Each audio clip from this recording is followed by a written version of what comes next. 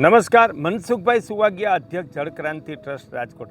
આજનો વિષય છે ગાય આધારિત પ્રાકૃતિક કૃષિના ઉનાળુ શાકભાજી। આ છે સંસ્કૃતિવાળી, જ્યાં અમે આ ઉનાળામાં 10 પ્રકારના શાકભાજી, દૂધી, કારેલા, તુરિયા, 3 પ્રકારના વેલા, ચોળી, 2 પ્રકારની ચોળી, 2 પ્રકારનો ભીંડો અને ગુવાર આવા અને છોડ વાવ્યા છે। અને શિયાળા વખતના રીંગણ ને દેશી ટમેટા થાય છે, પાલક અને તાંદળજો થાય છે, વિવિધ પ્રકારની દેશી કેરી અહીં 250 પ્રકારની વાવી છે। એમાંથી પવનને હિસાબે કોઈ કેરી ખરે છે તો એ પણ ખાવા મળે છે।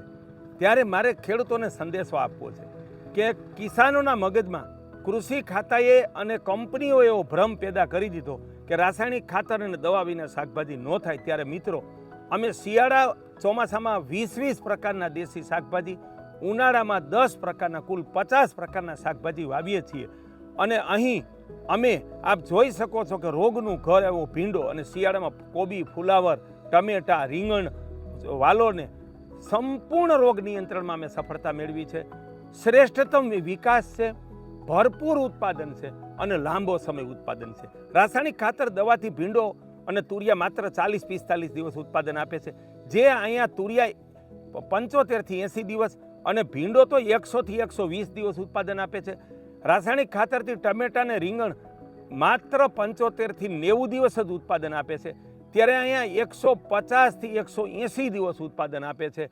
આવી ઉત્પાદનની સફળતા મેળવી છે।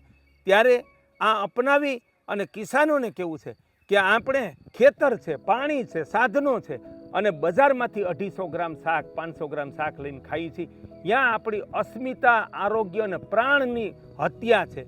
ત્યારે આપણી અસ્મિતાને જગાડીએ અને આપણી કિસાનિયતને જગાડીએ અને 3 ઋતુમાં ગાય આધારિત પ્રાકૃતિક કૃષિના ઓછામાં ઓછા 5 થી 10 પ્રકારના શાકભાજી વાવીને અને દેશી શાકભાજી વાવીને આપણે આહારનું અમૃત પામીએ, દિવ્ય આરોગ્ય પામીએ, આપણા સંતાનોને પ્રાણવાન જિંદગી વારસામાં આપીએ। એ રાષ્ટ્રને ઋણાંજલિ છે અને એ પરમ ઈશ્વર ધર્મ છે। આ ધર્મને સમજવા માટે અમારો ગાય આધારિત પ્રાકૃતિક કૃષિ ગ્રંથ વાંચો।